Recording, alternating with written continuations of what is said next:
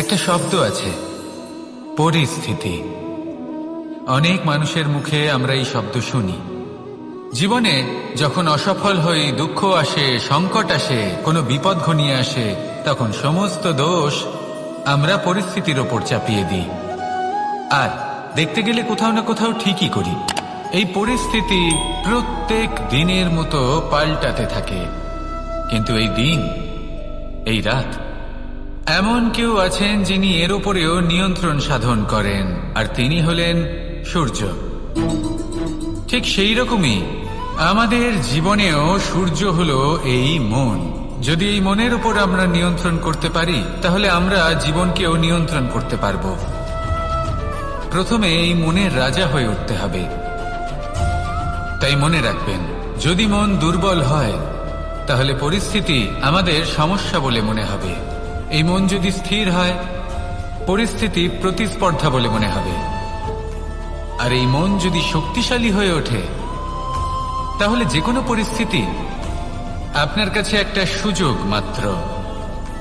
এমন এক সুযোগ যাতে অগ্রসর হয়ে আপনি মহান হয়ে উঠতে পারেন। এই মনের শক্তির বৃদ্ধি ঘটান, মহান হয়ে উঠুন, আর আমার সাথে ভালোবেসে বলুন, রাধা রাধা। খুব সুন্দর একটা কাহিনী আছে। একবার এক ব্যক্তি নিজের অসফলতার জন্য ত্রস্ত হয়ে সময় দেবতার তপস্যা করতে বসলেন। উনি তপস্যা করলেন এবং সময় দেবতা প্রসন্ন হলেন। মানুষের রূপ ধারণ করে ওনার সামনে প্রকট হলেন। এবার সেই ব্যক্তি ওনাকে জিজ্ঞেস করলেন যে কি এমন আছে যার জন্য আপনি বারবার জয়ী হন আর আমি চিরকাল পরাজিত হয়ে থাকি? কেন এত পরিশ্রম করা সত্ত্বেও আমি সাফল্য লাভ করতে পারি না? তখন সময় দেবতা উত্তর দিলেন যে দিন হোক বা রাত, ঝড় হোক বা ভূমিকম্প, রোদ হোক বা বৃষ্টি হোক, সময়ের সূত্রপাত হোক বা প্রলয়, আমি থামি না, আমি চলতেই থাকি। আর সেই জন্য যিনি থেমে যান তিনি পরাজিত হন আর আমি জয়ী হই। এটাই আমাদের শিখতে হবে। জীবনে সবসময় চলতে থাকুন, কখনো থামবেন না। হ্যাঁ, কিছুক্ষণের জন্য বিরতি নিতে পারেন, বিশ্রাম করার জন্য, নিজেকে আরো সশক্ত করে তোলার জন্য, কিন্তু থেমে যাবেন না। নিরন্তর কর্ম করতে থাকুন, পরিশ্রম করতে থাকুন, তবেই এই সংসার আপনাকে মনে রাখবে। আসুন আমার সাথে ভালোবেসে বলুন, রাধা রাধা। আমাদের জীবনে গুরুজনেরা, জ্ঞানী মানুষজন সবসময় একটা কথা বলেন, ধৈর্য ধরো। শুধুমাত্র দুটো শব্দ, কিন্তু কতটা বিশাল সেটা বোঝার চেষ্টা করুন। ছোট একটা অস্ত্র হাতে নিন এবং একটা বিশাল পর্বতে নিরন্তর প্রহার করতে থাকুন। ধৈর্য ধরে সেই কাজ করতে থাকুন। এমন একদিন আসবে, এই বিশাল পর্বতে আপনি একটা পথ তৈরি করবেন। কোনো ধনুর্ধর যখন নিজের বিদ্যা অর্জন করেন, তখন তাকেও ধৈর্য ধরতে হয়, তার নিজেকে সময় দিতে হয়, তবেই সে ধনুর্বিদ্যা শিখতে পারে। সেইভাবে আমাদের জীবনেও ধৈর্য ধরার খুব প্রয়োজন। পরিবারে ধৈর্য রাখতে পারলে তাহলে আস্তে আস্তে দেখবেন প্রেম বৃদ্ধি পাচ্ছে। সমাজে যদি ধৈর্য রাখতে পারেন, তাহলে আস্তে আস্তে এই সমাজ আপনাকে সম্মান করবে।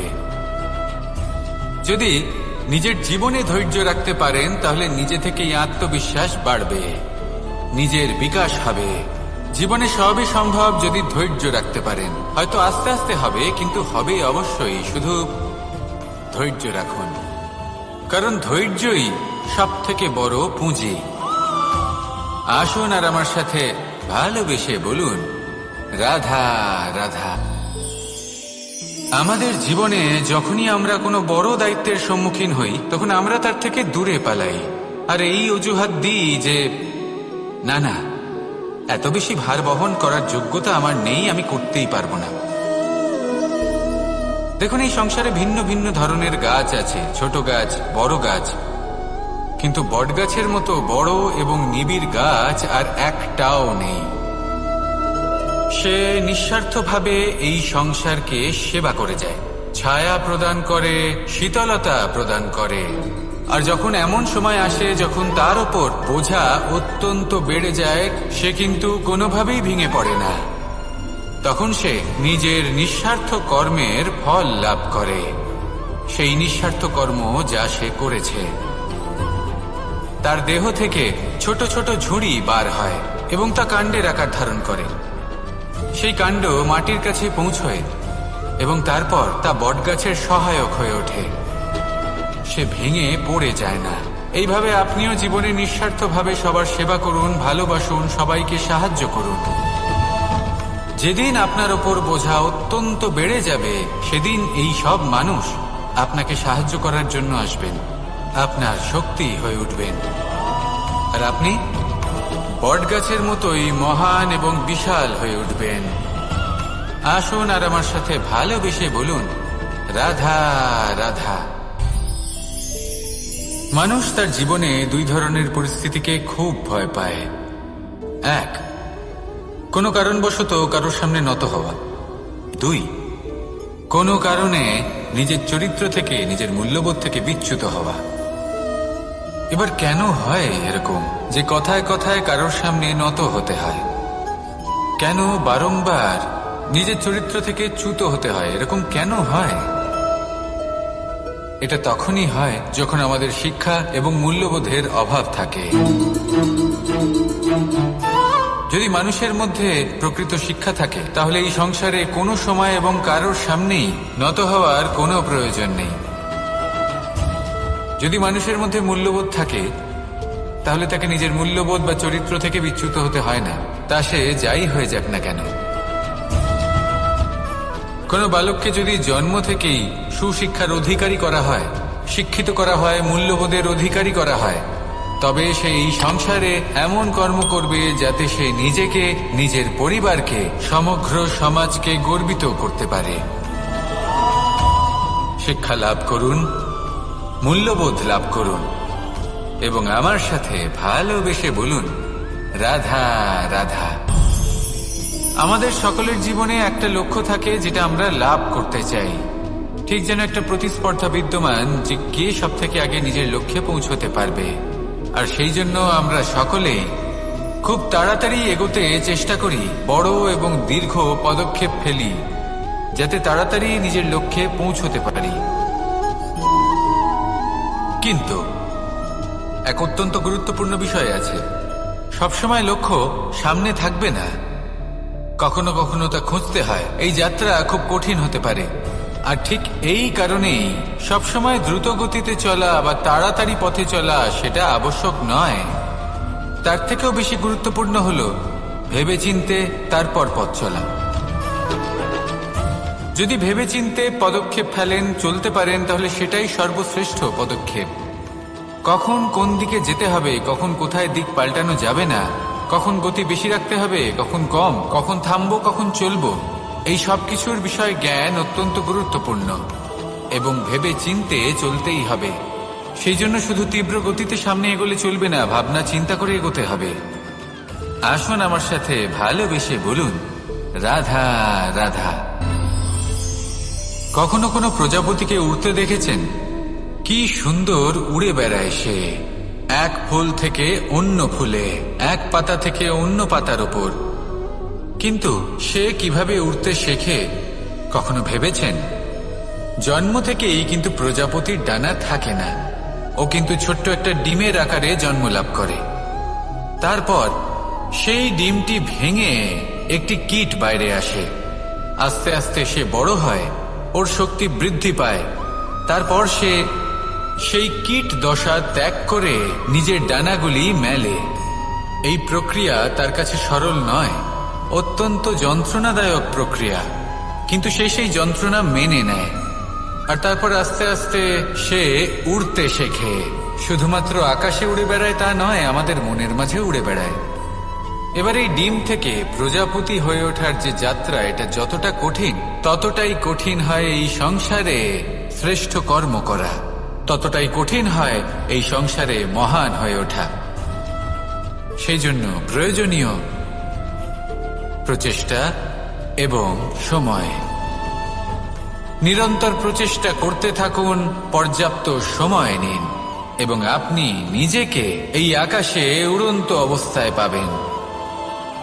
আসুন আমার সাথে ভালোবেসে বলুন, রাধা রাধা। পায়েস হলো আমার বিশেষ প্রিয়। এর মধুর স্বাদ মনকে প্রফুল্ল করে তোলে। ছোটবেলায় মা আমার জন্য পায়েস বানাতেন এবং আমাকে বলতেন যে গরম থাকতে থাকতে খেয়ে নে কানাই, ঠান্ডা হয়ে গেলে ভালো লাগবে না।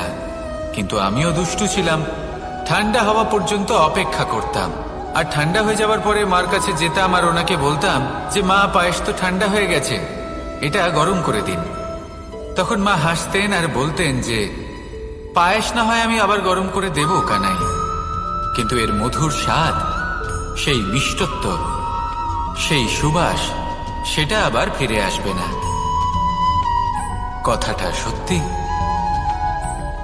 আর এই সত্যটাই আমাদেরও জীবনের সত্য। আমাদের জীবনের মধুর সম্পর্কগুলি, এতে যখন কটুভাব প্রবেশ করে তখন সেই মিষ্টত্ব ফিরিয়ে আনা প্রায় অসম্ভব ব্যাপার হয়ে যায়।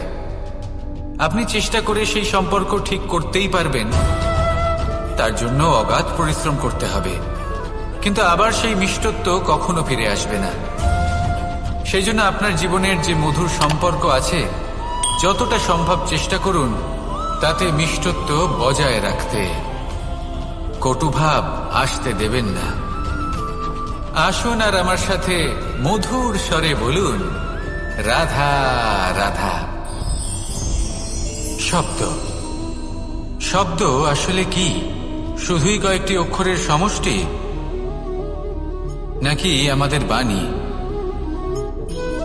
এই শব্দ এমন এক শক্তি যা কাউকেই নিজের বশবর্তী করে ফেলতে পারে। শব্দ এমন এক অস্ত্র যা কাউকে ক্ষত বিক্ষত করে দিতে পারে। এই শব্দ হলো একটি নাদ স্বরূপ, যা কোনো ঘুমন্ত ব্যক্তিকেও জাগিয়ে তুলতে পারে এবং নিজের লক্ষ্যের দিকে অগ্রসর করতে পারে।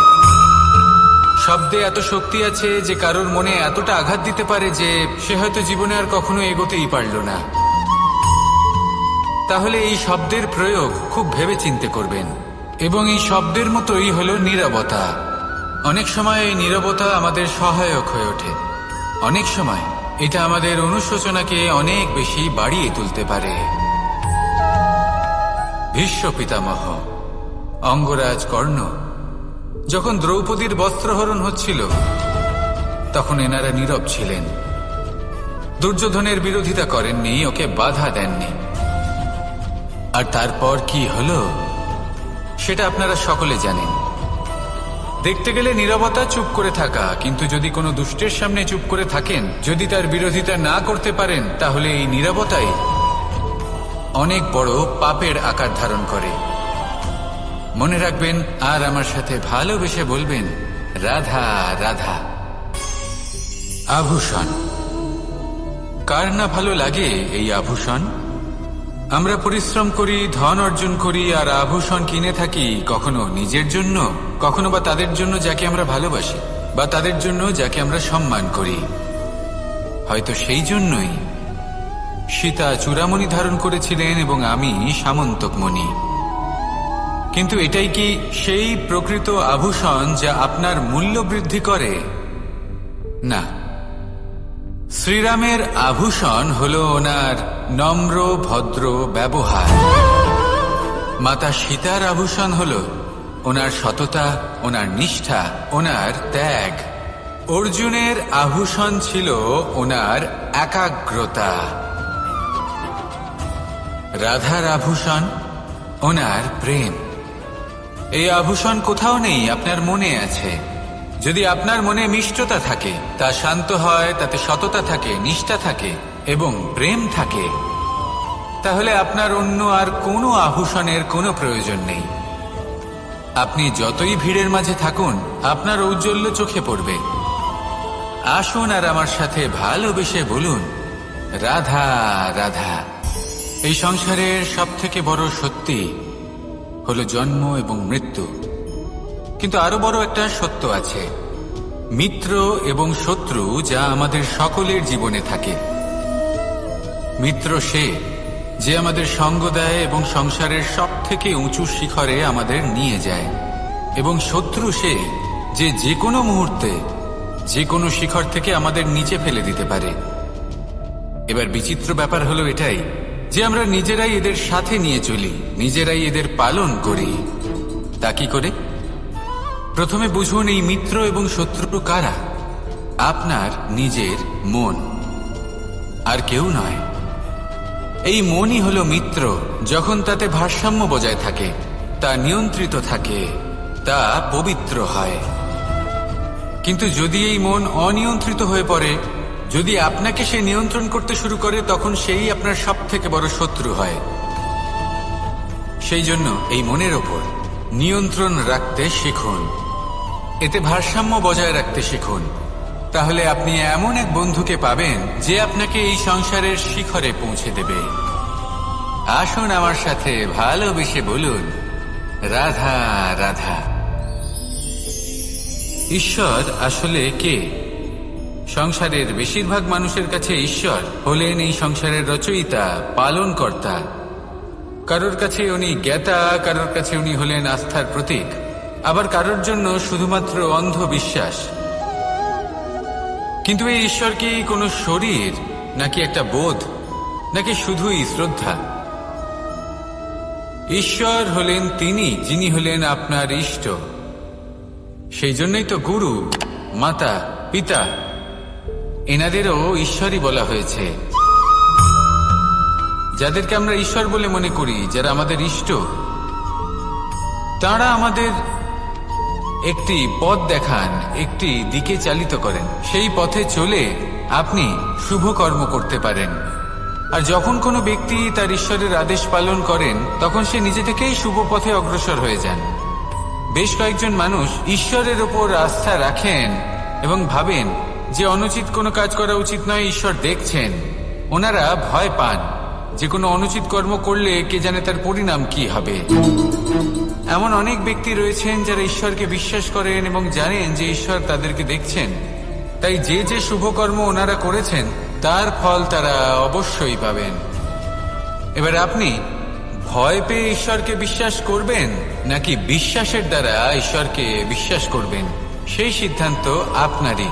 কিন্তু হ্যাঁ, যদি আপনার মনে ঈশ্বরের জন্য কোনো স্থান থাকে, যদি আপনার কোনো ইষ্ট থাকেন, যদি আপনি কাউকে ঈশ্বর মনে করেন, যার প্রত্যেক আদেশ আপনি পালন করে থাকেন, তাহলে বলি, ঈশ্বর কখনো আপনাকে অনুচিত পথে চালিত করবেন না। আসুন আমার সাথে ভালোবেসে বলুন, রাধা রাধা। এই সংসারে ভিন্ন ভিন্ন ধরনের গাছ আছে, অসংখ্য ধরনের প্রজাতি আছে। কিছু গাছ পাতা দিয়ে থাকে, কিছু ফুল, কিছু ফল। কেউ ছায়া প্রদান করে, কেউ শীতলতা প্রদান করে, কেউ নিজেকে খুব কষ্ট দিয়ে এই সংসারের বিকাশে সহায়ক হয়ে ওঠে। কিন্তু এই সবার মধ্যে একটা বিষয় কিন্তু সমান, এরা প্রত্যেকেই পাতা ছাড়া, ফুল ছাড়া, ফল ছাড়া জীবিত থাকতেই পারে, কিন্তু কোনো বৃক্ষই শিকড় ছাড়া বেঁচে থাকতেই পারে না। এটাই হলো রাধার। ঠিক সেইভাবেই আমাদের জীবনে শক্তি হোক, ধন হোক বা সাফল্য হোক, আমাদের বা আমাদের পরিবারের প্রসন্নতাই হোক, এই সব কিছুর আধার হলো, সবকিছুর মূল হলো পরিশ্রম। তাই জীবনে চিরকাল পরিশ্রম করতে থাকুন। যদি আপনি জীবনে মহান হবার পথে অগ্রসর হতে চান, তাহলে পরিশ্রম করুন। এই পরিশ্রম দ্বারাই নিজের পরিবারকে প্রসন্ন করুন, নিজের বন্ধুদের প্রসন্ন করুন, এই সমাজকে গর্বিত করুন। আসুন আমার সাথে ভালোবেসে বলুন, রাধা রাধা। এই সংসারের সব থেকে বড় রোগ কোনটা? কেউ বলবে মানসিক রোগ, কেউ বলবে সেই রোগ যা সর্পদংশনের ফলে হয়ে থাকে। এই সংসারে ভিন্ন ভিন্ন ধরনের রোগ আছে এবং তার সাথে ভিন্ন ভিন্ন ধরনের যন্ত্রণাও রয়েছে। এমন একটা রোগ আছে যা চোখে দেখা যায় না, যা আপনার শরীরে কোনো দাগ রেখে যায় না, কিন্তু আপনার আত্মাকে পর্যন্ত ক্ষত বিক্ষত করে, অসুস্থ করে তোলে, বিনাশ করে দেয় আপনাকে এবং তার সাথে আপনার আত্মাকেও। এই অসুখের নাম হলো লালসা। লালসা, যে কর্ম সাধন করেছেন তার থেকে বেশি ফল লাভ করার আশা। লালসা, যা আজ আছে তার থেকে অনেক বেশি লাভ করার ইচ্ছে। এই ইচ্ছে এই সংসারে সবার থেকে এগিয়ে থাকার আপনাকে প্রেরণা যোগাবে, কিন্তু তার জন্য আপনাকে অপরাধযোগ্য কাজ করতে উৎসাহিত করবে। আপনার বন্ধু, আপনার আত্মীয়, আপনার পরিবার, এই সবার থেকে আপনি কখন দূরে চলে যাবেন আপনি বুঝতেই পারবেন না। উচিত অনুচিত কোনটা, ধর্ম অধর্ম কোনটা, সব ভুলে যাবেন আপনি। সেই জন্য মনে রাখবেন, নিজের জীবনে যদি আপনি লালসার থেকে নিজেকে দূরে রাখতে পারেন, তাহলে এর অর্থ হলো যে আপনি এই সংসারের সব থেকে বড় অসুখের ওপর বিজয় লাভ করেছেন। আসুন আমার সাথে ভালোবেসে বলুন, রাধা রাধা। এই সাগর কত বিশাল আকার, কখনো শান্ত কখনো উত্তাল, কিন্তু এই সাগরকে এত মহান কে করে তুলল? জল। এবার এই জলের যাত্রা দেখুন, সেটা কতটা কঠিন। এই জল সাগরে থাকে, সূর্য ওকে এতটা উত্তপ্ত করে তোলে যে এই জল নিজের অস্তিত্ব হারিয়ে ফেলে এবং বাষ্পে পরিণত হয়ে হাওয়ায় মিলিয়ে যায়। তারপরে আকাশে যায় আর নিজের অস্তিত্ব আবার হারিয়ে ফেলে, মেঘে পরিণত হয়। তারপর এই মেঘ কোথাও গিয়ে কোনো পর্বতে ধাক্কা খায়, তারপর আবার এই জল নিজের অস্তিত্ব হারায়। তারপরে বর্ষার রূপ ধারণ করে তা বর্ষিত হয়, বা কোনো পর্বতের চূড়ায় তার শিখরে বরফের রূপ ধারণ করে। তারপরে এই বর্ষা মাটির দিকে নিজের যাত্রা শুরু করে। এবার মাটিতে ঝরে পড়া এই বর্ষা স্রোতের আকার ধারণ করে এবং আস্তে আস্তে বইতে থাকে। এই নদীর আকার ধারণ করে এবং নদী রূপে বইতে বইতে পাথরে ধাক্কা খায় বা কোনো পর্বতে ধাক্কা খায়, আর তারপর এই নদী এসে সাগরে সমাহিত হয়ে যায়। নদীর এই জল আবারও নিজের অস্তিত্ব হারিয়ে ফেলে, কিন্তু এইবার সেই জল নিজেই সাগরে পরিণত হয়। এটা আমাদের সকলের জন্য একটা শিক্ষা যে এই সংসারে জীবন এবং সময়ের হলো এক অনন্ত যাত্রা। এই সংসারে যা কিছু আছে তার সূত্রপাত কোথাও একটা হবেই। সেই জন্য মৃত্যু এবং সমাপ্তির চিন্তা ত্যাগ করে দিন, আর যে সূত্রপাত আপনি লাভ করছেন তার আনন্দ উপভোগ করুন। ভেবে দেখুন আপনি কিভাবে শ্রেষ্ঠ কর্ম করতে পারেন যাতে এই সংসার এবং এই সমাজ, এই দুইয়ের মঙ্গল সম্ভব।